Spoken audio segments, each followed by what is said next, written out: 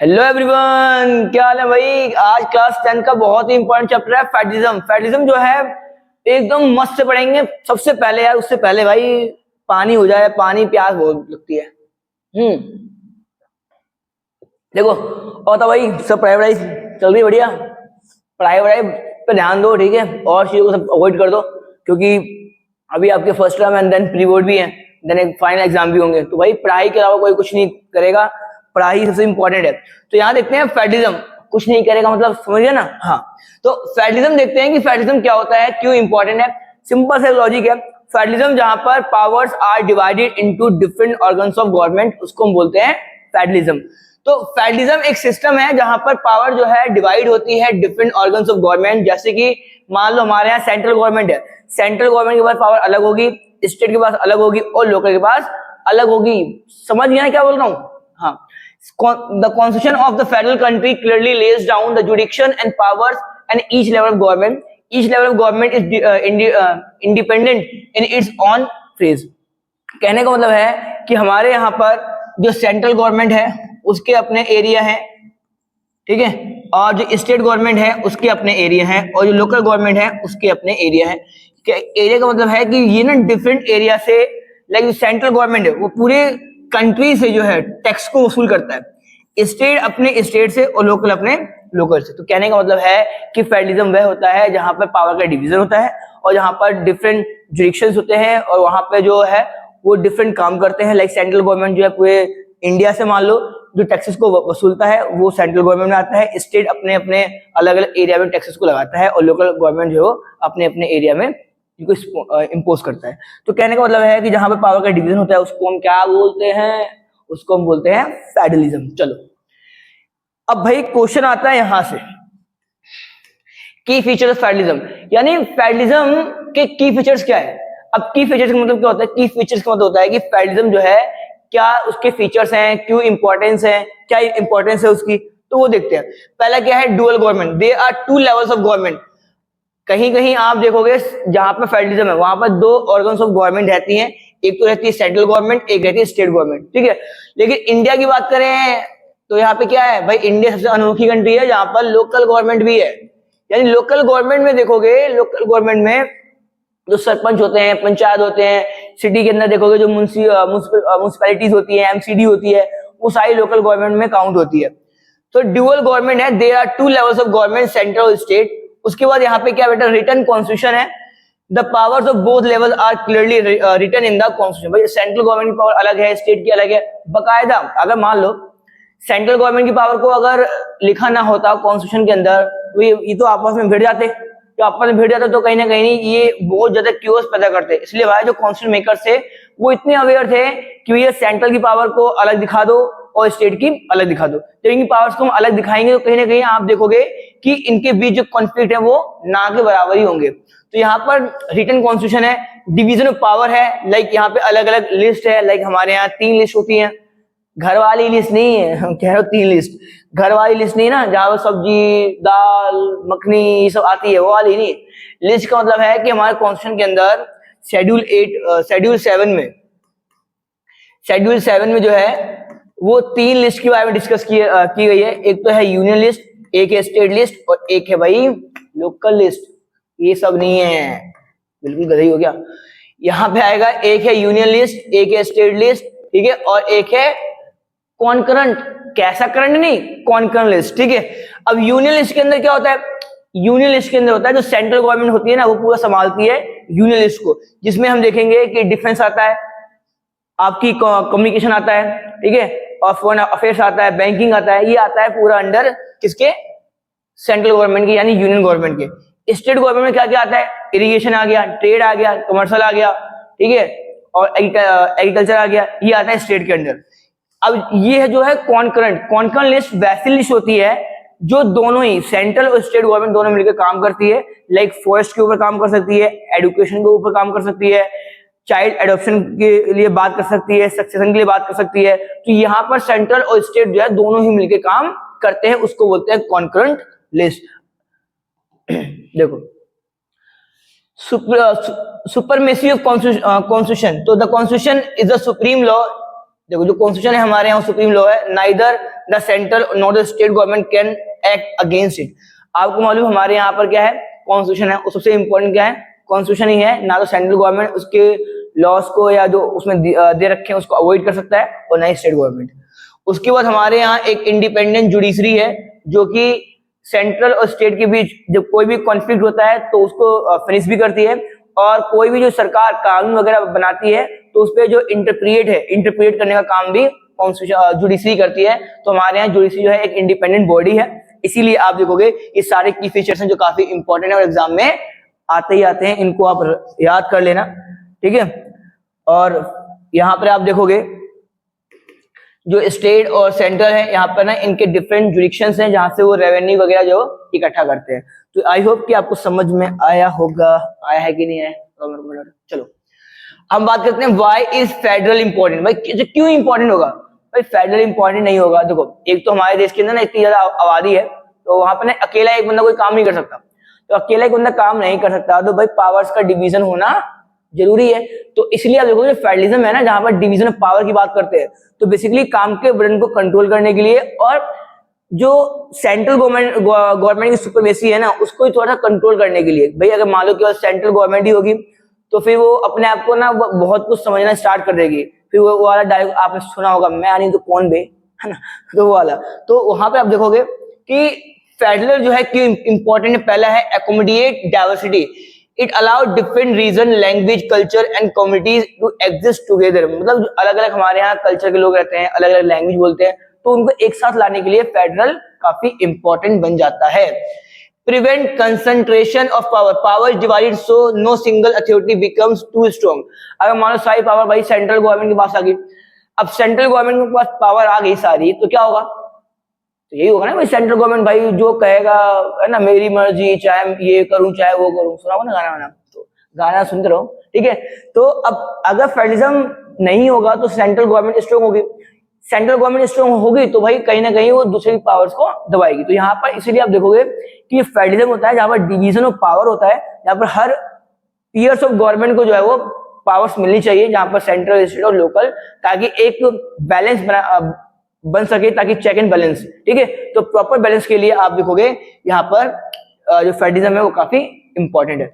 Bring government closer to people. अब देखो, अब state government understand local needs better and can respond quickly.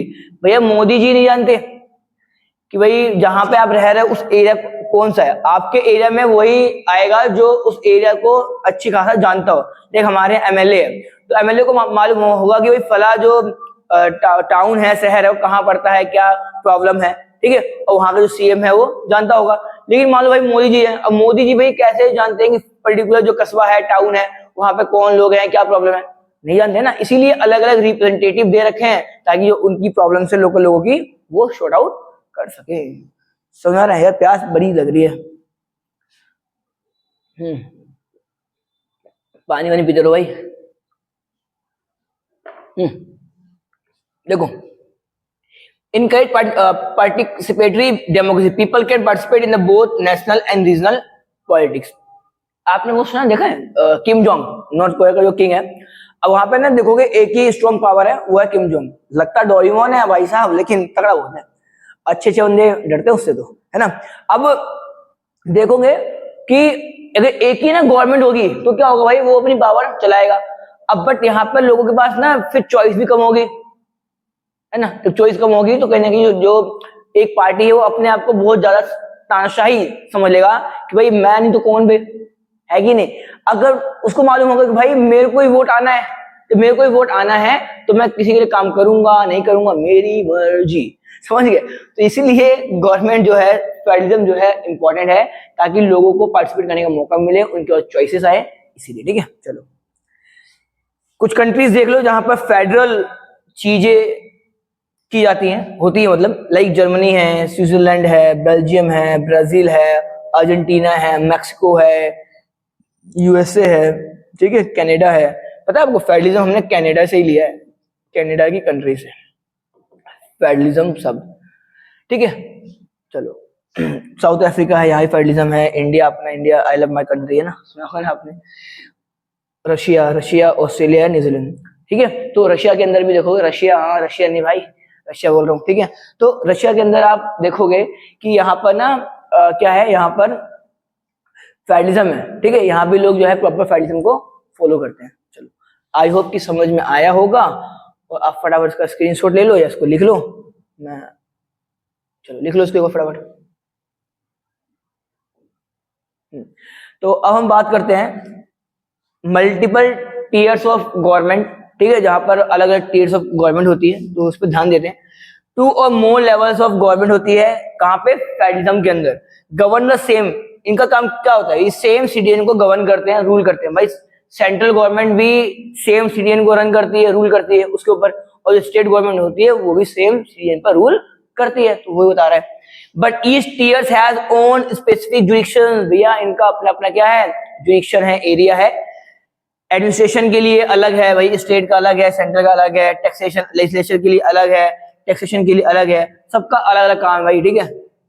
Constitutional guarantee, jurisdictions are constitutionally guaranteed, fundamental constitutional provisions can not be unilaterally change by one level of government. मान लो यार मोदी जी जो है वो बैठे हैं रात में और एक सपना आ गया, सपने में बोल रहे हैं यार चलो आज कुछ तूफानी करते हैं, माउंटेन ड्यू पीते हैं, मतलब कहने का मतलब है कि आज कुछ कानून बनाते हैं। अब कानून बनाएंगे, अब मान लो अगर हमारे यहाँ फेडरलिज्म ना होता तो मोदी जी जो है वो अकेले अकेले रात में फोन करके मिनिस्टर को, हाँ भाई कानून पास कर दो, क्यों, क्योंकि जब स्टेट गवर्नमेंट होगी नहीं तो कहीं ना कहीं वो कानून वहां पर जाएगा नहीं। तो अब यहाँ पर ना प्रॉपर स्टेट गवर्नमेंट भी है, यानी कोई भी कानून अगर बनाओगे तो भैया स्टेट के पास जाना कंपलसरी। आपने सुना होगा या पढ़ा भी होगा, पार्लियामेंट के 2 हाउस होते हैं, लोकसभा और राज्यसभा। अब कोई कानून जो लोकसभा में बन रहा है तो वो जाएगा फिर आपके राज्यसभा के पास। अब यहाँ पे ना डबल चेकिंग होगी, मान लो अगर एक बंदा जल्दबाजी भी दिखा दे तो दूसरा बंदा उसको रीचेक कर ले। तो इसलिए जो है फेडरलिज्म काफी इंपॉर्टेंट है, और एक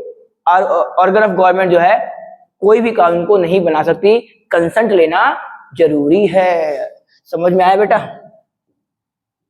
चलो बात करते हैं judiciary and revenue. Judiciary and revenue मतलब वही बात है कि हमारे यहाँ एक इंडिपेंडेंट जुडिशरी है जो कि इंटरप्रिएट करती है सरकार के लॉस के ऊपर। मान लो कोई कानून गवर्नमेंट ने बना दिया, जो कानून गवर्नमेंट ने बना दिया तो वो कहीं ना कहीं हमारे फंडामेंटल राइट्स को अगर हार्म कर रहा है तो जुडिशरी जो है इंटरफेयर कर सकती है गवर्नमेंट के अंदर और कह सकती है कि इससे जो है लोगों के फंडामेंटल राइट्स है वो हार्म हो रहे हैं, तो कृपया करके आप इस लॉ को वापस ले लो। क्यों? क्योंकि भाई चेक एंड बैलेंस का काम कर रही है, क्योंकि हमारे क्या फेडरलिज्म है, और फेडरलिज्म होता है तो वहां पर क्या होता है, डिवीजन ऑफ पावर होती है। चलो, independent courts interpret the constitution and resolve dispute. भैया झगड़े भी सॉल्व करता है। वो वाली फिल्म देखिए आपने, शहंशाह, रिश्ते में हम तुम्हारे बाप लगते हैं, नाम में शहंशाह। भाई हर जगह शहंशाह नहीं आएगा, तो उस टाइम आप देखोगे कि जुडिशरी जो है वो इंपॉर्टेंट रोल प्ले करती है डिस्प्यूट को सॉल्व करने के लिए। Revenue sources are clearly specified to ensure complete financial autonomy. State has its own financial autonomy and central has its own financial autonomy. कोई भी एक दूसरे के एरिया में इंटरफेयर नहीं करेगा। तो ये सारे क्या है, की फीचर्स हैं किसके, फेडरलिज्म के। आई होप ये समझ में आ गया होगा। चलो एक बार स्क्रीनशॉट ले लो भाई इसका फटाफट। यार बहुत टाइम लगता है यार, लाइक शेयर और प्लीज सब्सक्राइब कर दे यार, ताकि फटाफट आपको नोटिफिकेशन तो मिले, पढ़ाई तो स्टार्ट करें, ऑलरेडी हम इतना लेट है। चलो पता है एक क्वेश्चन आता है, अच्छा मुझे बताओ यार, जो किम जोंग है ना वो ना कैसा है, बताओ मुझे। अब किम जोंग मान लो वहां की गवर्नमेंट और इंडिया की गवर्नमेंट में क्या अंतर है, अगर वो आ गया आपको तो समझ में आ जाएगा यूनिलैटरी और फेडरल में क्या डिफरेंस है। देखो फटाफट कमेंट करो और देखना भाई क्या लगता है, क्या कितना जानते हो आप किम जोंग के बारे में। भाई किम जोंग जो है ना बड़ा स्ट्रॉन्ग बंदा है। तो बात करते हैं यूनिटरी, मतलब ऐसी सरकार जहां पर केवल सेंट्रल गवर्नमेंट होगी या स्टेट गवर्नमेंट होगी, ऐसी को बोलते हैं यूनिटरी गवर्नमेंट। और फेडरल में क्या होता है, जहां पर डिवीजन ऑफ पावर होती है उसको हम बोलते हैं फेडरल गवर्नमेंट। आई होप समझ में आ गया। देखो फेडरल सिस्टम में क्या है, पावर इज डिवाइडेड। पावर क्या होगी लालियो, डिवाइडेड होगी। कहां पे, central authority and the various constituent like state और सेंट्रल के बीच जो है वो पावर डिवाइड होगी। इंडिया में इवन लोकल गवर्नमेंट भी है, तो लोकल गवर्नमेंट के बीच भी पावर डिवाइड होगी।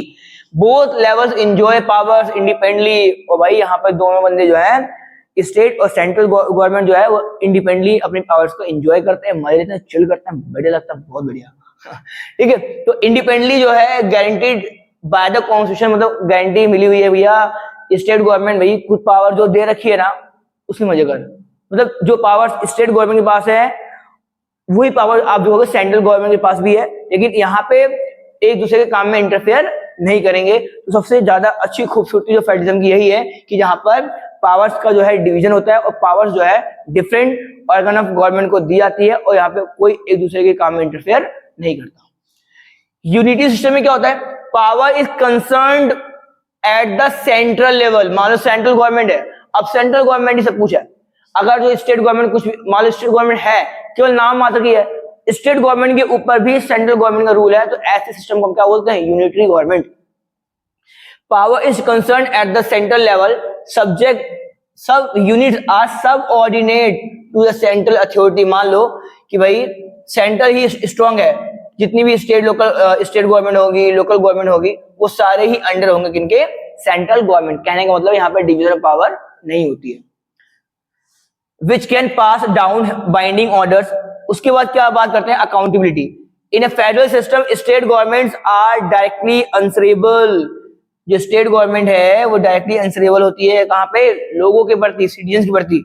नोट यहाँ पे सब ऑर्डिनेट नहीं होती स्टेट गवर्नमेंट किसके, सेंट्रल गवर्नमेंट के। मतलब सेंट्रल गवर्नमेंट जो है वो उसके पास पावर अलग है। सेंट्रल गवर्नमेंट स्ट्रॉन्ग तो है इंडिया के अंदर, लेकिन ऐसा नहीं है कि सेंट्रल गवर्नमेंट जो है वो सब जो स्टेट गवर्नमेंट है वो सब ऑर्डिनेट हो सेंट्रल गवर्नमेंट के, ऐसा नहीं है। बट एक एट केस ऑफ इमरजेंसी लगती है देश के अंदर, तब हम देखते हैं कि जो सेंट्रल गवर्नमेंट है वो स्ट्रॉन्ग बन जाती है। अदरवाइज सारे बंदे भाई अपने अपने काम में फोकस करते हैं और कोई भी एक दूसरे काम में इंटरफेयर नहीं करते। ठीक है, बात करते हैं ग्लोबल एग्जांपल, लाइक इंडिया है, यूएसए है, कनाडा है। यहाँ पर क्या है, फेडरल सिस्टम है। श्रीलंका है, यूके है, चाइना है, यहाँ पर क्या है, यूनिटरी गवर्नमेंट है। क्या बेटा, यूनिटरी गवर्नमेंट। अच्छा मुझे बताओ, हमने फेडरलिज्म जो है किस कंट्री से लिया है, फटाफट मुझे कमेंट करो, देखता भाई किसकी जीके। अभी मैंने बताया अभी कुछ देर पहले, देखो तो कितने अवेयर हो। ठीक है, चलो एक बार स्क्रीनशॉट ले लो फटाफट इसका।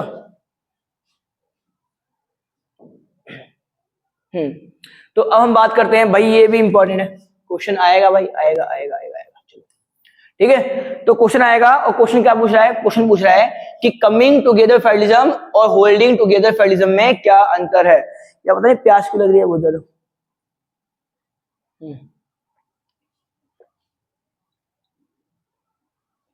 देखो पानी भाई पी लो, ठीक है फटाफट, ताकि बॉडी मेंटेन रहे बढ़िया सी। देखो तो बात करते हैं coming together federalism.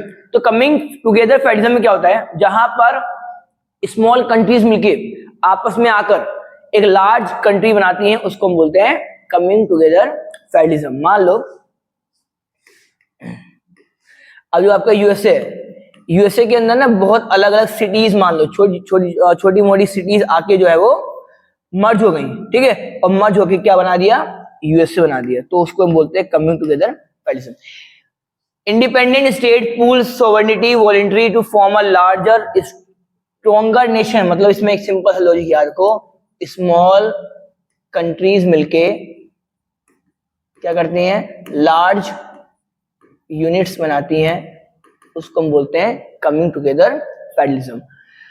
Constituent state usually hold equal power and are as a strong as a central government. तो यहाँ पे जो पावर्स है जो होल्ड करती है वो इक्वली पावर होल्ड की जाती है, जितनी पावर स्टेट के पास होगी उतनी ही सेंट्रल के पास भी होगी।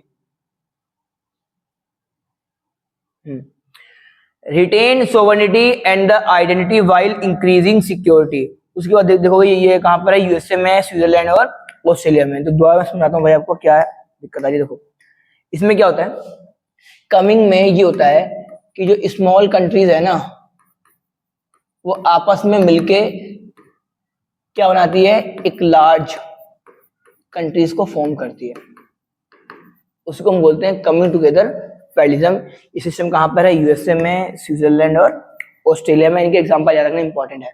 तो अब बात करते हैं होल्डिंग टुगेदर, होल्ड करना, ये पावर को होल्ड करना। A large country decide to divide power, याद रखना यहाँ पे पावर का क्या होता है, डिवीजन होता है। यहाँ पर सेंट्रल के पास पावर अलग होगी और स्टेट के पास अलग होगी। The national government and state government, the central government is a generally stronger.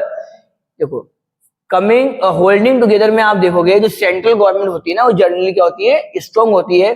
सब स्टेट में हैव स्पेशल कॉन्स्टिट्यूशनल पावर्स, और कुछ जो स्टेट्स होती हैं उनके पास स्पेशल कॉन्स्टिट्यूशनल पावर होती है। Accommodate regional diversity while maintaining national integrity, तो यहाँ पे एकोमोडेट होते हैं, मतलब जितने भी सेंटर हैं स्टेट है आपस में आते हैं और देश की जो इंटीग्रिटी है उसको मेंटेन करते हैं। लाइक ये कहाँ है सिस्टम, ये इंडिया में है, स्पेन में और बेल्जियम में है, ठीक है। चलो एक और दुआ समझा रहा हूँ मैं आपको। कमिंग टुगेदर फेडरलिज्म में क्या होता है, जहां पर स्मॉल कंट्रीज मिलके एक लार्ज यूनिट बनाती हैं, उसको बोलते हैं कमिंग टुगेदर फेडरलिज्म। ये सिस्टम कहाँ होता है, यूएसए, स्विट्जरलैंड और एक आपका कहाँ पे, ऑस्ट्रेलिया के अंदर। होल्डिंग टुगेदर फेडरलिज्म में क्या होता है, जहां पर पावर का डिवीजन होता है, अलग अलग ऑर्गन्स ऑफ जो गवर्नमेंट है वहां पर पावर डिवाइड की जाएगी, तो उसको बोलते हैं हम holding together federalism. Like example अगर मैं दूं तो इंडिया का simple, as soon as simple. देखो जैसे मैं बोलने वाला था एज सुन एज पॉसिबल, ठीक है। देखो तो समझ में आया, एक बार स्क्रीन शॉट ले लो फटाफट इसका।